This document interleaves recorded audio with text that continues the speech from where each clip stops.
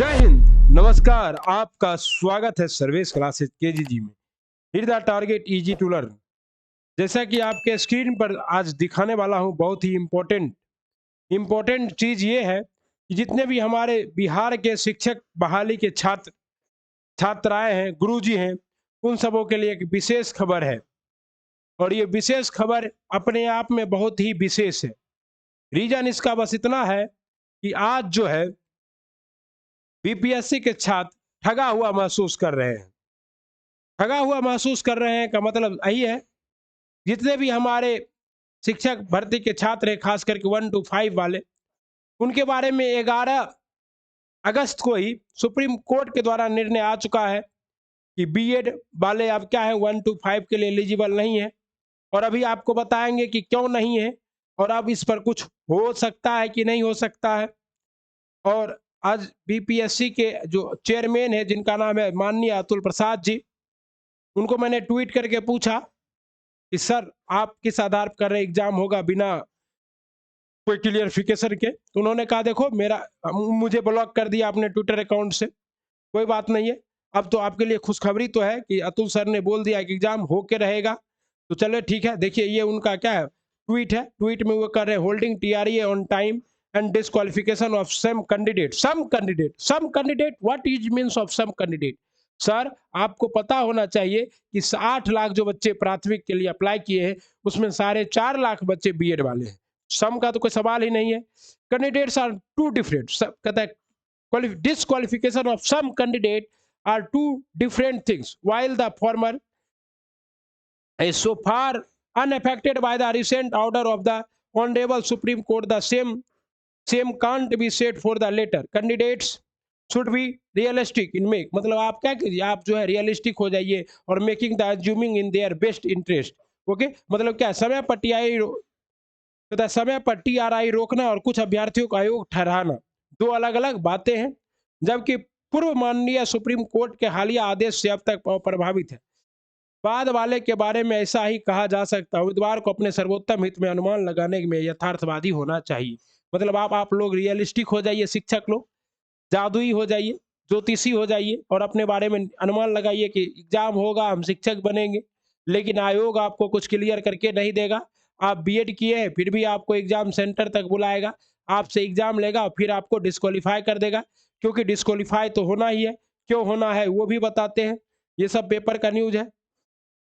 ये न्यूज मैंने कल रात में ब्रेक किया था, मुझे पता था कि ऐसा ही होने वाला है, क्योंकि रात में हमें हिंदुस्तान के मीडिया प्रभारी से कुछ खबर आई थी। सबसे इंपॉर्टेंट जो ये है आपका जो आपके स्क्रीन पर दिख रहा है, ये किसी भाई का नहीं, किसी का क्या है, जो है बीएड वाले का मार्कशीट है, मतलब सर्टिफिकेट है सीटेट का 1 to 5 का। और उसमें एक पैरा जो है वो क्लियरली यहाँ पर मेंशन है, नोट देके note marks obtain is applicable only for the requirement of the teaching, for the requirement of the teacher in केंद्रीय विद्यालय संगठन एंड क्या है डेकोरेटेड ऑफ एजुकेशन। ये सब तो पता है। एनसीटी, तो अभी यही एनसीटी के अधिसूचना को रद्द किया गया सुप्रीम कोर्ट के द्वारा। और अभी एनसीटी का मीटिंग खत्म हो गया, अभी कुछ देर पहले ही, आज भी मीटिंग थी। सैटरडे को भी मीटिंग थी, संडे मीटिंग नहीं थी, और फिर आज भी मीटिंग थी, और आज की भी मीटिंग समाप्त हुई अभी कुछ देर पहले। और केंद्रीय विद्यालय ने एनसीटी को साफ कहा है कि मेरे पास अब डीएलएड के पर्याप्त कैंडिडेट हैं और डीएलएड का रिजल्ट भी तैयार है, आप बताइए। तो केंद्रीय विद्यालय को और एनसीटी ने साफ बताया कि अब हम इस जो सुप्रीम कोर्ट, माननीय सुप्रीम कोर्ट का निर्णय है, इसके खिलाफ हम लोग कुछ भी नहीं करने वाले हैं। हम इस निर्णय को क्या कर रहे हैं, मान रहे हैं।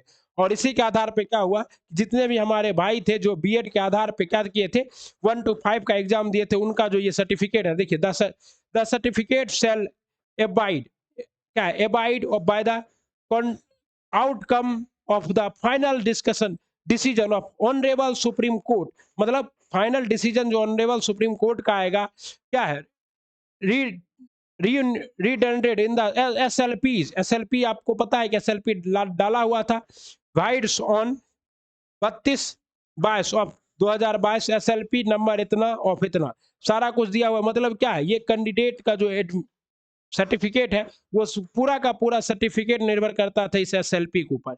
और SLP में क्या हुआ, बीएड कैंडिडेट हार गए हैं और डीएलएड के साथ ही जीत गए हैं।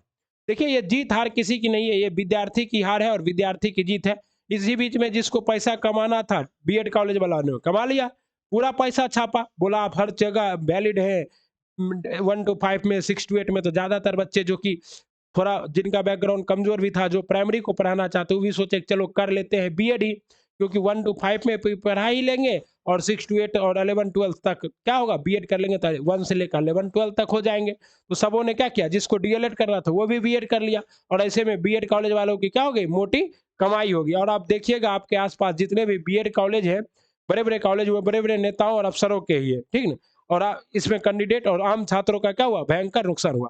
और ये जो मार्क्स है, आपका सर्टिफिकेट है डीएलएड सीटीईटी का, सीटेट का, वो सर्टिफिकेट अब हटना शुरू हो गया है। 2022 वाले हमारे कई साथियों का सर्टिफिकेट क्या है, डिजी लॉकर से गायब है, और ऑलरेडी वो डिजी लॉकर से क्या हो गए हैं, वो मतलब डिजी लॉकर उनका ऑलरेडी लॉग आउट हो गया है, और अब जैसे ही वो लॉग ऑन करके नया खोजते हैं अपना सर्टिफिकेट, उनका सर्टिफिकेट ही नहीं मिल रहा है। अब बताइए, अगर किसी के पास सर्टिफिकेट नहीं है तो क्या फर्क, क्या मतलब होता है सुप्रीम कोर्ट के फैसले का। शिक्षक शिक्षक अब बिहार में शिक्षक भर्ती प्रेशर नहीं, ये छापने वाले जो अखबार के दैनिक भास्कर की रिपोर्टर है बिहार के, क्या इन्हें ये बात की जानकारी नहीं है कि क्या बिना सर्टिफिकेट के कोई शिक्षक बन सकता है।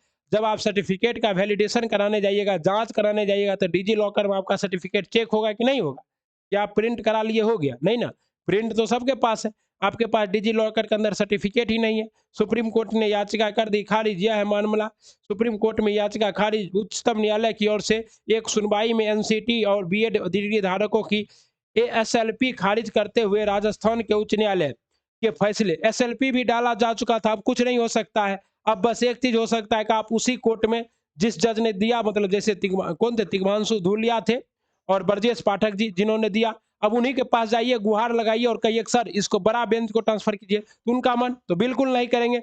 जिस आधार पर, देखिए जज कोई भी हो, जज आज तिग्मांशु धूलिया है, ब्रजेश पाठक है, कल कोई और जज होगा, या फिर ये मुद्दा सीजीआई के पास ही चला जाए, चंद्रचूड़ सर के पास ही चला जाए, तो भी कुछ नहीं हो सकता। जो आधार है वो आधार रहेगा, और आधार में साफ है कि डीएलएड वाले ही 1 to 5 के लिए है। अब नहीं लगता है कि कुछ होने वाला है, इसीलिए एनसीईटी ने जो है, एनसीईटी वो क्या कर दिया, अपना एनसीटी ने क्या किया, अपना जो पलड़ा झाड़ लिया है।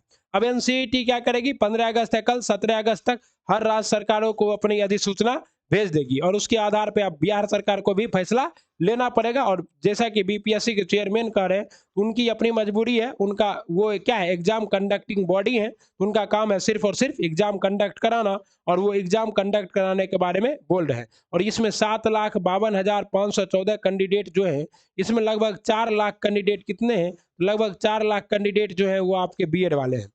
तो अब आप ही बताइए, एक तो आपने 700 रुपया देकर फॉर्म भरा, अब आप एग्जामिनेशन सेंटर तक एग्जाम देने जाइएगा, और एग्जाम देने के बाद आपको पता चलेगा कि आपको नौकरी नहीं मिलने वाली है, और सरकार कहेगी हम तो एग्जाम भी ले लिए इसलिए आपका पैसा भी नहीं मिलेगा। कम से कम आप अगर एग्जाम हमसे या आपसे लिया जाता है, तो सरकार को ये लिखित में देना होगा, आप हाफिडविट, कि एग्जाम लेने के बाद जो मेरिट में आएगा हम सबको ज्वाइन देंगे, तभी एग्जाम देने का कोई औचित्य है। वरना एग्जाम दे के एग्जाम कैंसिल हो जाए तो उसमें डबल डिप्रेशन क्या।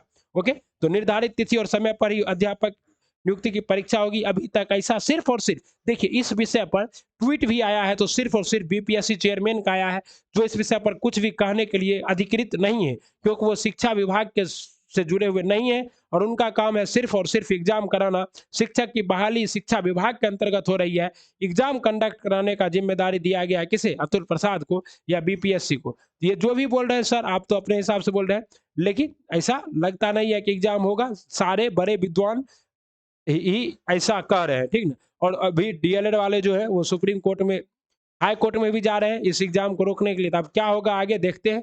कल रात का न्यूज भी हम ही ब्रेक किए थे, जो आज आपका ट्वीट आया है वो न्यूज।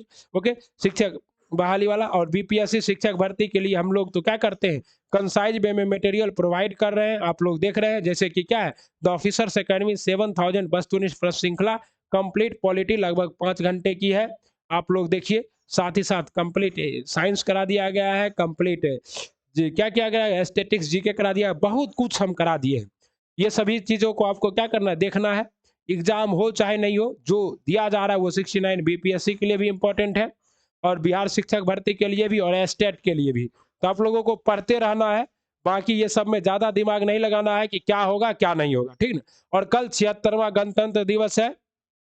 सर्वेश क्लासेस केजीजी पे जितने भी हमारे भाई जुड़े हैं, जो भी इस वीडियो को देख रहे हैं या जो भी हमें जानते हैं या हमें मानते हैं थोड़ा भी, तो एक बात याद रखिएगा, एग्जाम होगी या नहीं होगी ये कोई नहीं जानता है। ये एग्जाम जिस दिन तक हो नहीं जाती तब तक क्या होगा, कंफ्यूजन होगा। लेकिन हमने आपको मुद्दा स्पष्ट कर दिया। सरकार से आप क्या कीजिए, एक जवाब मांगिए। जब हमारे पास सीटेट सर्टिफिकेट हमारा डिलीट हो गया डिजी लॉकर से, तो उसके बाद भी आप हमको नौकरी दीजिएगा ना, अगर आप एग्जाम लीजिएगा तो ऐसा पूछ लीजिए आप लोग। देखिए अब सुप्रीम माननीय सुप्रीम कोर्ट का फैसला है, और सुप्रीम कोर्ट में जो बैठे हुए वो हमसे और आपसे कहीं ज्यादा ज्ञाता हैं। और सुप्रीम कोर्ट का हम उल्लंघन भी नहीं कर सकते, कुछ कह भी नहीं सकते हैं, कि विरोध भी नहीं कर सकते। जो भी फैसला आया ठीक है। हम लोगों को 6 to 8 है, 8 to 10 है, 10 to 12 है। सब में क्या है, बीएड वाले को चांस है और डीएलएड वाले को 1 to 5 है। उनको अपना 1 to 5 मुबारक, और सबको ये सब। तो इसके लिए हम लोग को क्या करना है देखिए। और 76वें गणतंत्र दिवस की हार्दिक शुभकामनाएं। खूब झंडा फहराइए, खुश रहिए, और ज्यादा स्ट्रेस नहीं लेना। होगा क्या, वही है वही जो राम रचि राखा, वही है वही जो राम रचि राखा। तो राम ने जो रच रखा है होगा वही। आप लोग पढ़ते रहिए। और बीपीएससी चेयरमैन से क्या कहा जाए, ये सर जो भी कहें उनका अपना वक्तव्य है। ओके, मिलते हैं अगले वीडियो में। तब तक क्या करना है, प्रणाम, राधे राधे, वंदे मातरम। ओके साथियों, जय हिंद।